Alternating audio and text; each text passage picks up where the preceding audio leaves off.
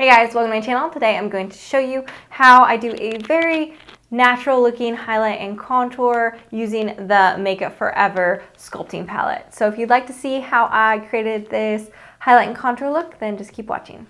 So this is where we are starting today. It's just a very perfected, even, easy, light, clean, fresh, whatever you want to call it, base.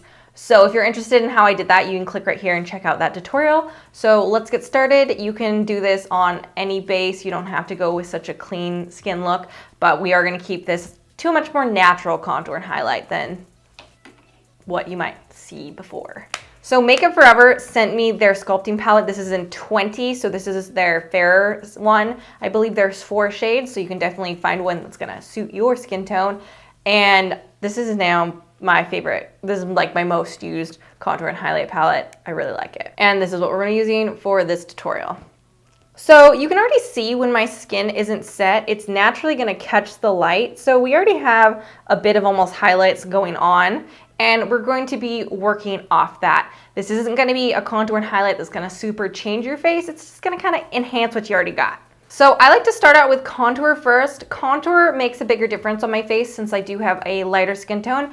If you're deeper and you want to kind of have a foundation to work off of, you might want to actually highlight first because you're going to have a bigger impact with highlighting. I'm starting out with the contour color, obviously, and then I'm using the Pro Precision Face Brush. This is by Luxie. I believe this is actually a foundation brush, but I love it for contouring because of its shape. So I use this base part here, and that's where I'm actually going to get the color on. And I just really lightly press it in. You don't need a whole ton. So I have it basically on the base here, and I'm going to hug this along my cheekbone. When I'm doing my cheekbones, 2 things to keep in mind. So the cheekbone's like right here, and then this is where it actually like concaves and it goes like into where your teeth are. You want to basically apply it right to where it's starting to curve down because it's where you're going to naturally get that shadow. You don't want to apply it in here where it's like your cheek, because you're gonna drag the face down. You want to lift while you're sculpting. You don't really wanna drag it down. So make sure it's just on the very edge. And I just kind of pat it, and then I'll do little circular motions. The second thing to keep in mind is don't bring it too far forward. That looks really artificial. If that's what you're going for and you want the more just very Kim Kardashian contoured look, go ahead, do that. It's a totally different style, whatevs. But if you want a more natural contour, make sure that when you're looking ahead, your contour is not going to come like into this area. Because when I'm looking ahead, you're not really seeing a contour here. That's just not what happens on your face naturally. So you need to keep a little more your bone structure in mind. So I'm not going to bring this much past basically the outer corner of my eye. That's a pretty good rule. So that's about as far as my contour is going to go. If you do want to do something more dramatic, the scoop thing is going to basically create around your cheek because you're basically showing where the shadow is. So you can see if I did this, it would seem like there's something of weighted here. If you want a more sculptured cheek, then you'd actually want either straight or to come down, and that's going to make more of a sharp, chiseled cheekbone. So it's really up to you and what your face shape is. Always keep in mind your face shape. I'm going to pack on just a little bit more because I want you guys to be able to see it in the video well. But seriously, you don't need very much. And when I'm blending, I'm just gonna blend upwards with little kind of circle motions, but I don't wanna move it too much. So you can see that definitely makes a difference, but it's nothing super crazy. I'm just gonna do that to the other side. Again, placing along the cheekbone and little circular motions, blending it upwards. With clean skin looks, you definitely don't need to contour. I like to because I like to make it more about the bone structure and the skin. Now I'm gonna take a little bit and do my forehead. So something to keep in mind when you are contouring and highlighting is what you want to detract from and what you want to enhance. So I have a very large forehead. Like I just don't have a lot of hair. There's a reason why I have bangs. So I want to detract some of that because it is so big. So I'm just buffing this. I'm bringing it all the way into my hairline and basically pushing it in there because you don't, want a basically line of demarcation. If you have a very small forehead, you're going to do the opposite. You're going to skip contouring and you're really going to highlight your forehead. You'll see in a couple steps from now, I'm not really going to highlight my forehead because my forehead's already big. So you need to decide what you want to highlight and what you want to detract from. If your face is already very angular, you might want to totally skip contouring on your cheekbones because that's just going to add to the angularity of your face unless that's something you want to actually enhance. Now we've kind of taken down there. I don't have a very strong jawline, so I'm going to contour a little bit along there. When you're doing your jawline, I like to hug the actual jaw itself and then pull it downwards. And that's gonna give me a little more sharpness because I don't have a very strong jawline at all. I do make sure I'm bringing it all the way up to my ear. Again, you don't want any lines of demarcation. You want these to be like shadows, so you don't really want your contour to be shown. So even with my contour, you blend it all the way into the hairline. Here, make sure you're pulling it up to your ear. So then there's like nose contouring and whatnot. You could do this, you could not do this. I usually skip it. You can add a little bit under here, and that's just gonna make your bottom lip a little more pouty. When you're contouring your nose, I just like to put a little bit right here just to make the bridge of my nose a little more defined. Again, I have rather soft features, so I can use a little more dimension to my face, but my nose isn't big. With contouring your nose, that's definitely much more up to you.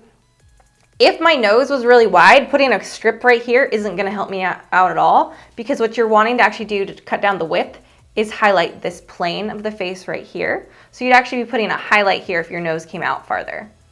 For me, I'm just adding a little more dimension, so I'm just pulling it right along here.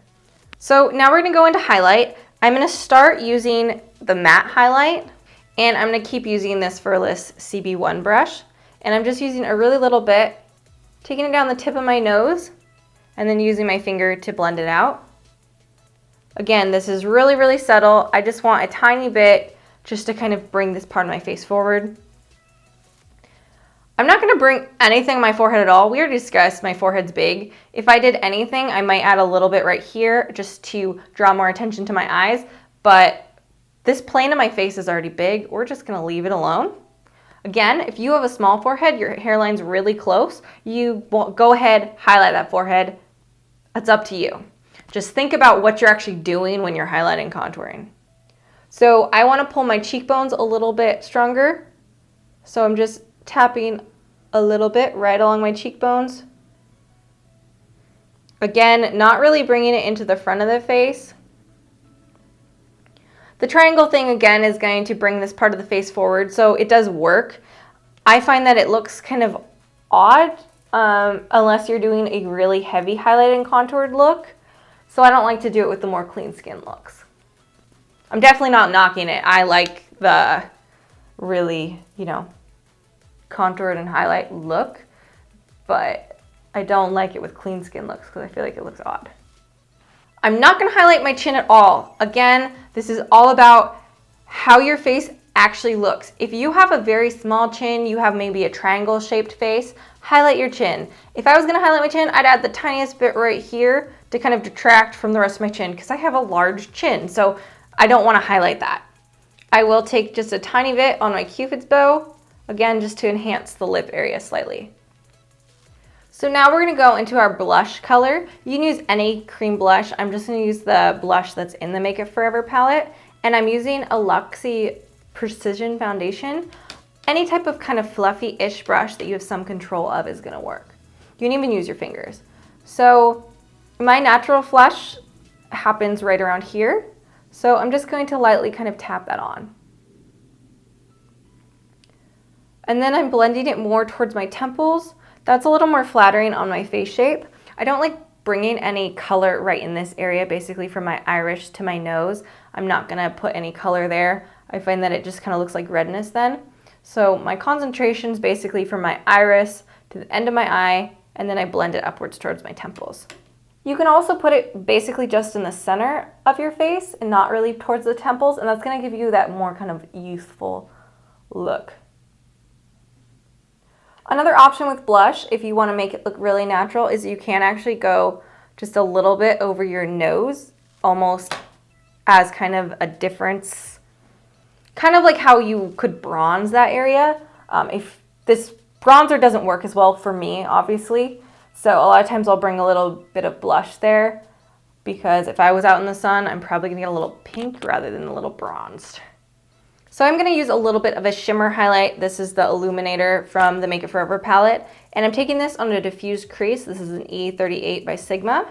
And I'm just taking a really little bit of this. Any liquid highlight will do for this. I really like the Becca highlights that are liquid as well, or the creams would also look great.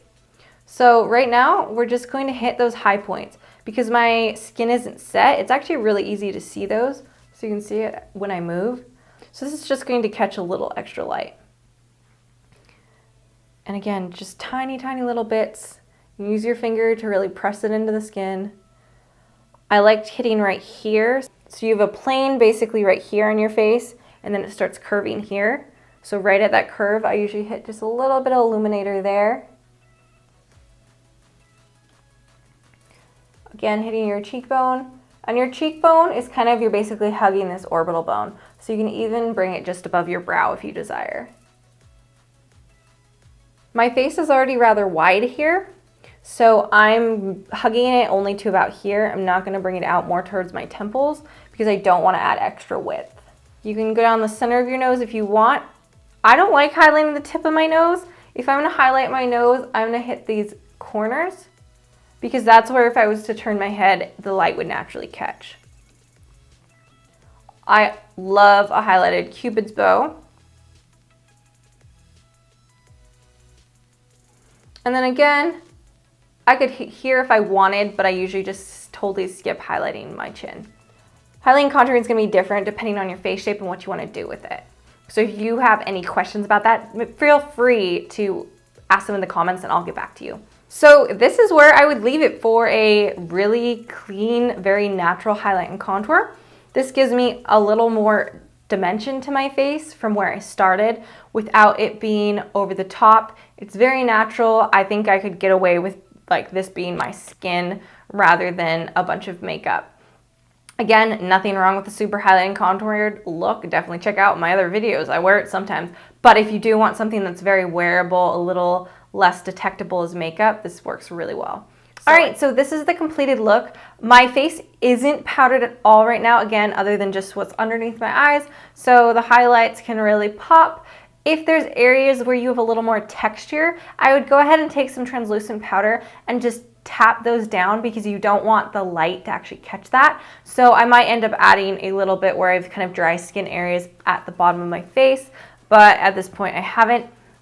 I also do like to set this with a setting spray. So I use the Makeup Forever Mist and Fix just to set it in place since I'm not gonna actually use a powder, at least on this area of my face, because I like the way it looks like when you move, it catches the light, got that natural highlight going on. Anyhow, I hope you enjoyed this tutorial and that you liked this more natural highlight and contour look. If you'd like to see my more like good for photos highlight and contour look rather than just something that's really easy to wear for day to day, let me know. I can definitely do an updated one. I have an older one and I'll link that in the down box below. I hope you enjoyed. If you did, please give it a thumbs up and you can subscribe if you'd like to see more of my videos. They come out every Tuesday and Friday. You can also follow me on my different forms of social media. They're all on this bar right here and there's links in the down box. Anyhow, I will see you guys later.